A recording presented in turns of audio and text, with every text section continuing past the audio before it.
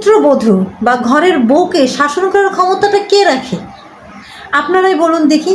আমার মনে হয় একজন মেয়ের সম্পূর্ণ দায়িত্ব আল্লাহ একজন স্বামীকে দিয়েছেন, কিন্তু আমাদের সমাজে দেখা যায় সেই মেয়েকে শাসন করে তার শ্বশুর, তার শাশুড়ি, তার ননদ, দেবর, সবাই কথা শোনায়।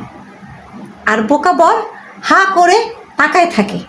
তার কাছে তখন মনে হয় এটা আমার মা, তোমাকে তো একটু শোনাতেই পারে, এটা আমার বাবা, তোমাকে একটু শোনাইতে পারে, আমার বোন একটু বলেছে তাতে কি হচ্ছে, মেনে নাও। প্রশ্ন হচ্ছে ওই বাড়ির বউটাকে কে শোনানোর ক্ষমতা রাখে? দায়িত্বটা আসলে আল্লাহ কার উপর ন্যস্ত করেছে? কোনো শ্বশুর কি ছেলের বউকে কিছু বলার ওয়ে রাখে? কোনো শাশুড়ি কি রয়ে রাখে? এখন বলবে যে ঘরের বউদের তো শ্বশুর শাশুড়ির প্রতি দায়িত্ব। কোথায় লেখা আছে? সে কি তার ছেলে বউকে জন্ম দিয়েছে? হ্যাঁ, নাকি তার রক্তের সম্পর্কের ভাই বোন যে তাকে শোনাবে? বাইরে থেকে একটা মেয়েকে নিয়ে এসে শ্বশুর বাড়ির লোকজন, শ্বশুর শাশুড়ি, ননদ, দেব তুরুপের তাসের মতো খেলতে থাকে।